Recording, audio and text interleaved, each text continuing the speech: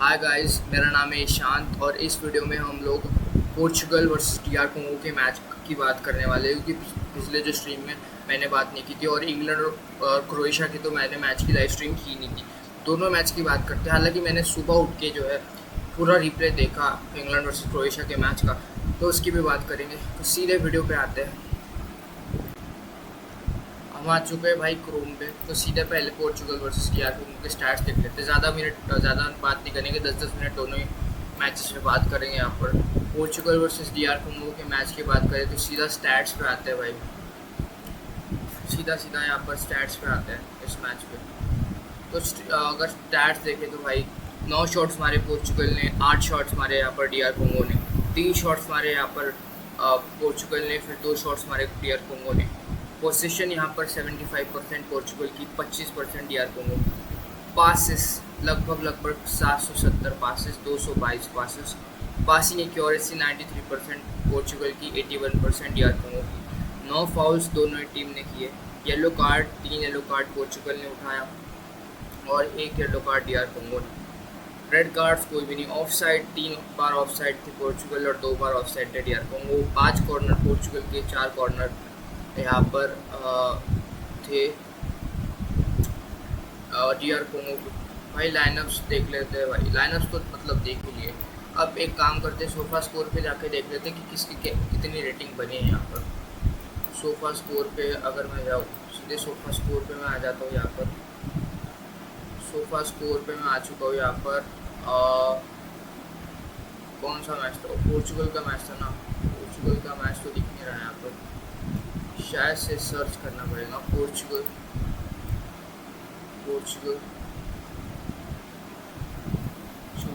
Versus D R Congo 1-1 ऐसे match को देखना है भाई। क्या हो रहा है भाई ये डीआर कोंगो। अब यहाँ पर रेटिंग्स देख लेते हैं भाई। क्रिस्टियानो रोनाल्डो की रेटिंग 6.1, कैप्टन। फर्नांडो सिल्वा सब आउट भी हो गया, 6.2। ब्रूनो फर्नांडिस 7.8, पेड्रो नेटो 7.1, पिचिनिया 7.5, जाओ नेवेस की 8 की रेटिंग। गोल उसने मारा भाई। नुनो मेंडिस की 6.5 की, रेनेटो वेगा की 7.3 की, थॉमस अराओ की 6.3 की, जाओ कंसेलो की 6.3 की, डिएगो कोस्टा की 6.8। अब यहाँ मैं डीआर कोंगो देखूँ तो एम्पासी की 6 की, एरोन वन बिसाका की 6.9 की, चांस एम्बेम्बा 6.5, टोअनजे भी 6.4, कपुआदी 6.5 की, ए मासू को 7 की, एन काउ 6.5 की, एस मुत्तसामी 6.5 की, 6.7 की ई कायम्बे की, और सी का पाकम्बू की 6.9 की, और only goal scorer for DR Congo जिसकी रेटिंग थी योहान वीसा। तो ये तो भाई स्टैट्स देख लिए, किसकी कितनी रेटिंग बनी वो देख ली। सीधा मैच के डिस्कशन करते कि मैच में ऐसा क्या हुआ भाई, मैच पे क्या हुआ।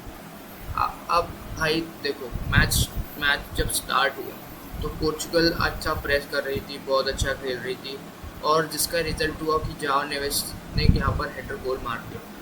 वो 5 मिनट का गेम में पोर्चुगल बिल्कुल ही एक डिफरेंट सी ऐसी लग रही थी। और उसके बाद एक पोर्चुगल जो जाओ नेवेस से गोल के बाद एक डिफरेंट सी पोर्चुगल की टीम नज़र आई। पता नहीं अब ऐसा क्या हो गया भाई, क्योंकि उस 5 मिनट के बाद डीआर कोंगो ज़्यादा अटैक कर रही थी। डीआर कोंगो बॉल्स दे रही थी, काफ़ी ज़्यादा स्पेसेस भी दे रहे थे यहाँ पर पोर्चुगल की टीम। और कहीं ना कहीं आप क्लियरली देख सकते हो कि एक डिफेंसिव मिडफील्डर और यहाँ पर डिफेंस में रूबन डियास की जो है वो कमी खली इस मैच में क्लियरली आपको देखा कि जब भी अटैक, मतलब डीआर कोंगो से ड्रॉ कराने का कोई मतलब बनता नहीं था पोर्चुगल का, टू बी ऑनेस्ट। बट मैं डिसअपॉइंटेड इसलिए क्योंकि वो इस तरीके से घटिया खेले भाई, सही में घटिया ही खेले कि जब 5 मिनट हो गए उसके बाद अगर आप फुटबॉल देखोगे ना, शॉट ऑन टारगेट, उससे ज़्यादा shot on target DR Congo Portugal से ज़्यादा, ना शॉट अटैम्प्ट भी डीआर कोंगो के ही ज़्यादा थे। और भाई जब उसका रिजल्ट यही हुआ कि डीआर कोंगो अच्छा खेलती गई और इंजरी टाइम में 45 प्लस जो इंजरी टाइम है उसमें युआन वीज़ा ने हेडर मार दिया। अब इस पूरे मैच में अगर मैं बात करूँ रोनाल्डो, काफ़ी लोग बोल रहे सेल्फिश था, ऐसा था वैसा था, शायद रोनाल्डो सेल्फिश था। तो अब क्या भाई, क्या करे भाई अब। उसके बाद नूनो मेंडिस, मैं सबसे ज़्यादा जो नाखुश हूँ नूनो मेंडिस के परफॉर्मेंस से हो भाई, क्योंकि नूनो मेंडिस जिस लेवल का प्लेयर बन चुका है ना भाई, अब इस लेवल की परफॉर्मेंस, इससे एक लेवल की परफॉर्मेंस एक्सपेक्टेड है, पर अब वो इस लेवल की परफॉर्मेंस दे रहा है, तो वो थोड़ा सा हर्टफुल है मेरे लिए पर्सनली। अब ये तो हो गया भाई फर्स्ट हाफ में जो भी हुआ। मुझे तो लग रहा था कि भाई फर्स्ट हाफ सरवाइव कर रही थी पोर्चुगल की टीम, जो 5 मिनट के बाद की जो पोर्चुगल की टीम थी वो सिर्फ सरवाइव कर रही थी। बैक पास खिलाना, गोलकीपर को पास खिलाना, बिल्डअप करना, जो किसी भी काम का बिल्डअप नहीं था भाई, सिर्फ पासेस हो रहे थे। और जैसे कि मैंने स्टैट्स में देखा भी कि 770 पासेस थे भाई। क्या करे उस 770 पासेस का, जब 1-1 ड्रॉ ही करना था। इससे अच्छा तो 222 पासेस खेल के 1-1, या तुम 222 पास खेल के आपको 1-2 एक जीत जाओ भाई। सेकंड हाफ में क्या हुआ भाई, सेकंड हाफ में तो यही हुआ कि पोर्चुगल ट्राई करती रही, सब्स्टिट्यूट्स किए, बर्नार्डो सिल्वा को भी बिठा दिया, फ्रांसिस्को कंसेसाओ को भी खिला लिया, राफा लियाओ को भी जो है वो सब इन कर दिया, बट कुछ भी नहीं हुआ भाई। एट दी एंड कुछ भी नहीं हुआ, और इसका आपको क्रेडिट देना पड़ेगा डीआर कोंगो की डिफेंस। इस तरीके से डिफेंस डीआर कोंगो खेली भाई, मैं बहुत ज़्यादा कंसर्न हूँ भाई अभी पोर्चुगल के लिए, क्योंकि मतलब ऐसी बात भी नहीं है कि कुछ नहीं कर सकती। स्पेन ने भी काबू वेर्दे से जो है वो एक 0-0 ड्रॉ किया, बट भाई आप ऐसा नहीं खेल सकते। अगर वर्ल्ड कप जीतना है ना पोर्चुगल को भाई, एक लेवल की परफॉर्मेंस देनी पड़ेगी। आप डीआर कोंगो जिससे ड्रॉ नहीं करा सकते, बिल्कुल भी आप ड्रॉ नहीं करा सकते। और जो नेक्स्ट मैच है जिसके भी साथ है उज़्बेकिस्तान या कोलंबिया, वो मैच जीतना बहुत इम्पोर्टेंट है भाई यहाँ पर, और बहुत बहुत इम्पोर्टेंट है भाई, क्योंकि अगर वो मैच हार गए या ड्रॉ कर दिया तो भाई नॉकआउट भी हो सकते हैं। मजाक नहीं कर रहा भाई, मजाक में मत लो इस चीज़ को। ड्रॉ, अब नेक्स्ट मैच मैं तो कहूँगा डू और डाई है, कोलंबिया के साथ हो या उज़्बेकिस्तान के साथ हो, जिस मर्जी के साथ हो, मैच जीतना ही जीतना है पोर्चुगल को। और पर्सनली मैं चाहता हूँ भाई फिलिक्स को खिलाओ यार, जाओ फिलिक्स को खिलाओ आप, उसको क्यों बिठा के रखा भाई यार, he has a great chemistry with Ronaldo भाई। अब जो भी था, जैसे मैंने बोला सेकेंड हाफ में ट्राई करते पर कुछ हुआ नहीं भाई। अल्टीमेटली यही हुआ कि फ्रस्ट्रेट हो गए, और मैच मतलब येलो कार्ड्स भी हुए, थोड़ी बहुत लड़ाई भी हुई मैच में, बट अल्टीमेटली मुझे यही लगा कि भाई बहुत ख़राब खेले भाई पोर्चुगल की team in terms of defensively भी और ऑफेंसिवली इतने अच्छे रन्स बना नहीं रहे थे ना, क्रॉसेस इतने अच्छे डाल रहे थे। जो भी चांसेस मिले, एक दो फ्री किक्स के चांसेस मिले, उसमें भी कुछ इतना नहीं अच्छा कर पाए। रोनाल्डो को भाई मतलब पता नहीं कितनी बॉल्स मिल गए यहाँ पर, कम बॉल मिले, ज़्यादा बॉल मिली, यही है। तो इस तरीके से भाई ये मैच हुआ, जहाँ पर ये कह सकता हूँ कि डीआर कोंगो की एक बैलेंस परफॉर्मेंस और पोर्चुगल की एक नाराज़ परफॉर्मेंस थी भाई, जिसमें ना ही उन्होंने डिफेंसिवली कुछ इतना अच्छा किया, ना ही उन्होंने ऑफेंसिवली अच्छा किया। बट मैं एक्सपेक्ट कर रहा हूँ भाई और अच्छा पोर्चुगल करे यहाँ पर अगले मैचेस में, और I am hoping for the best. अब आते हैं भाई कल के दूसरे मैच पे, जो कि था अपना इंग्लैंड वर्सेस क्रोएशिया का मैच। काफ़ी अच्छा एल ग्रुप एल का मैच था भाई। तो इस मैच पे पहले स्टैट्स देख लेते हैं और रेटिंग्स देख लेते हैं, उसके बाद इस मैच की भी पर्टिकुलर डिस्कशन करेंगे भाई। आप सीधे ग्राउंड पे आके स्टैट्स देख लेते हैं इस मैच के।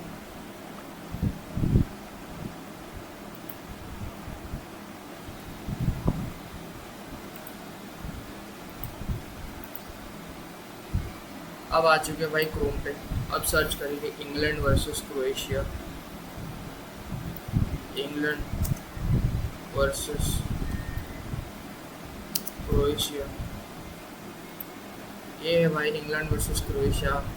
4-2 से जो है वो पिल गए यहाँ पर क्रोएशिया का टीम। अगर मैं देखूँ स्टार्ट यहाँ पर 20 शॉट्स मारे इंग्लैंड ने, 11 शॉट्स मारे क्रोएशिया ने। 12 शॉट्स ऑन टारगेट 20 में से इंग्लैंड के, 11 में से 5 शॉट ऑन टारगेट यहाँ पर क्रोएशिया की। 54% पोसेशन यहाँ पर इंग्लैंड की, 46% पोसेशन यहाँ पर क्रोएशिया की। 476 पासेस इंग्लैंड के, 431 पासेस क्रोएशिया के। पास एक्यूरेसी 88% और पास एक्यूरेसी यहाँ पर 87%। फाउल्स 10 यहाँ पर इंग्लैंड की, 11 यहाँ पर क्रोएशिया की। Yellow card 0-0, red card 0-0, of sides, एक ऑफ साइड यहाँ पर, कॉर्नर्स 8 कॉर्नर्स इंग्लैंड की और 2 कॉर्नर्स यहाँ पर क्रोएशिया। तो अब सीधा जाते हैं सोफा स्कोर पे और यहाँ पर मैच के रेटिंग्स देख लेते हैं। सोफा स्कोर पे आ चुके हैं भाई।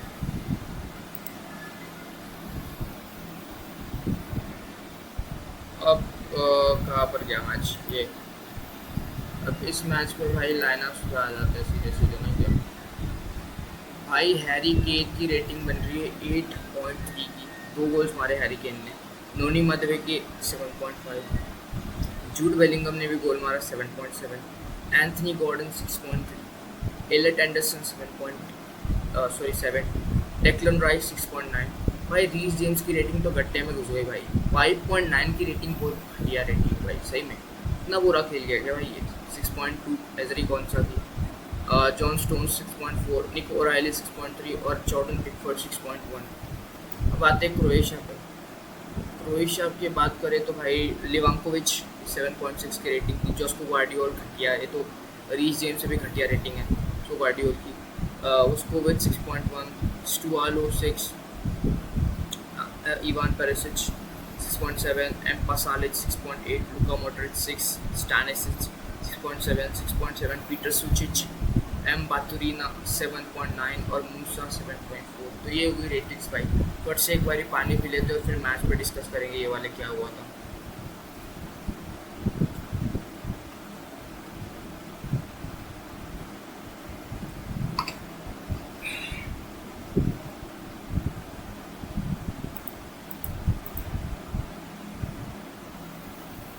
यप, तो भाई मैच के बारे में अगर मुझे बात करनी हो तो भाई मैच शुरू हुआ भाई, इवनली पॉइस्ड मैच था। इंग्लैंड भी अटैक कर रही थी, क्रोएशिया भी पोजीशन रख रही थी, इंग्लैंड भी अटैक कर रही थी, क्रोएशिया भी पोजीशन रख रही थी। बट यहाँ पर स्टार्टिंग मिस्टेक कर दी लुका मॉड्रिच ने। फर्स्ट ऑफ ऑल मुझे एक्सपेक्टेड नहीं था भाई कि लुका मॉड्रिच के इतना एक्सपीरियंस प्लेयर ऐसी मिस्टेक कर देगा। अब ऑब्वियसली उसको पता नहीं था कि पीछे से जो है नोनी माधवे के आ रहा है, तो उसका भी कुछ इतना फॉल्ट नहीं था मेरे हिसाब से। बट उसने वो किया भाई, फाउल कर दिया यहाँ पर बॉक्स में, जिसका ये हुआ यहाँ पर कि इंग्लैंड को पेनल्टी मिल गई। अब कोई भी टीम हो भाई, उसको अगर 11 मिनट पे ही पेनल्टी मिल जाती है तो आपकी टीम पहले ही गड्ढे में घुस जाती है। जो कि मॉड्रिच कैप्टन इतना बड़ा प्लेयर है भाई क्रोएशिया का, उसके वजह से ये हो गया। अब चलो जो भी हो गया, पेनल्टी मिल गई हैरी केन को। अब ये कंट्रोवर्शियल हो सकता है, नहीं भी हो सकता है, क्योंकि जैसे पहली पेनल्टी ली वो सेव कर दी, बट फिर से री पेनल्टी हुई क्योंकि गोलकीपर जो है वो पहले हिल गया था भाई शॉट लेने से पहले। अब जो सेकंड टाइम तो मुझे लगता है हैरी केन मिस करेंगे, तो सेकंड टाइम हैरी केन ने गोल मार दिया, गोल फाड़ दिया भाई। तो गोलकीपर अलग इस पर डाइव मार दी उसने, अलग डायरेक्शन में, और गोल हो गया।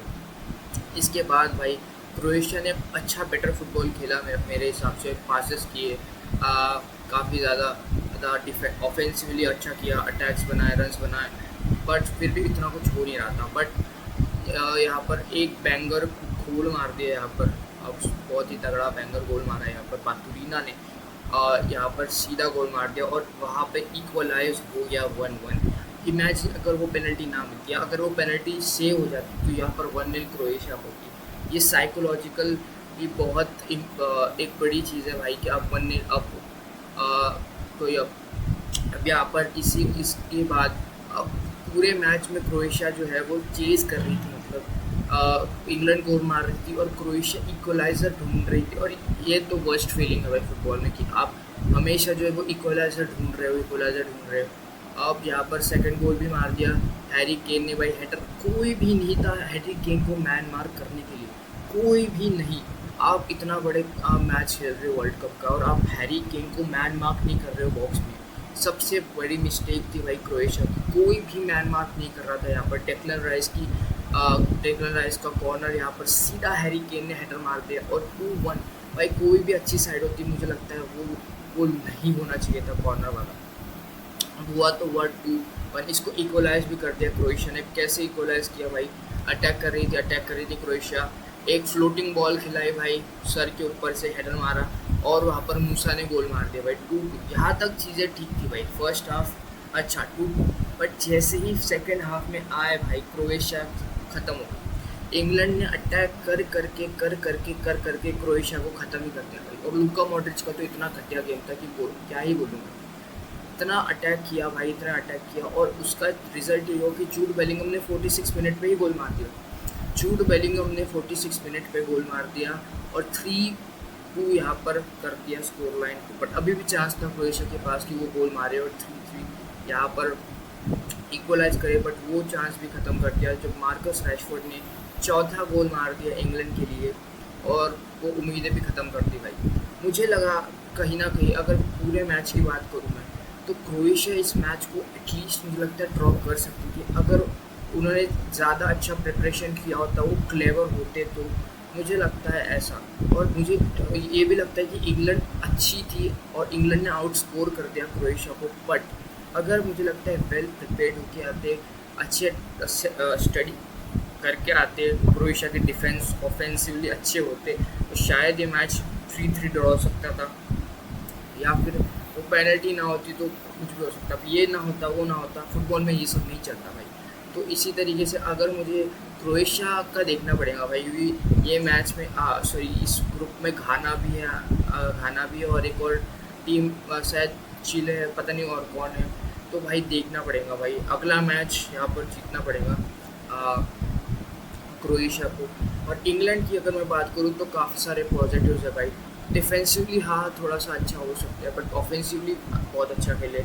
बट यही है ना भाई, जब बड़े मैचेस आते हैं तब देखना पड़ता है कि किस तरीके का परफॉर्मेंस यहाँ पर इंग्लैंड की टीम देती है, कि हर बार ही तो ये अच्छा ही करते हैं भाई, बट फिर प्रेशर सिचुएशन में क्रम्बल कर देते, कभी पेनल्टी नहीं मारते, कभी फ्री किक नहीं लेते ढंग से। तो यही प्रॉब्लम होती है इंग्लैंड के साथ। बट इस बार मुझे लग रहा है इनके पास एक ऐसा स्क्वाड है जो कि कुछ कर सकता है। इंग्लैंड ने बहुत अच्छी खेली भाई इंग्लैंड मेरे हिसाब से। तो यह भाई यही था भाई वीडियो में। पोर्चुगल की भी डिस्कशन कर ली, यहाँ पर क्रोएशिया की भी डिस्कशन कर ली, यहाँ पर इंग्लैंड वर्सेस क्रोएशिया की।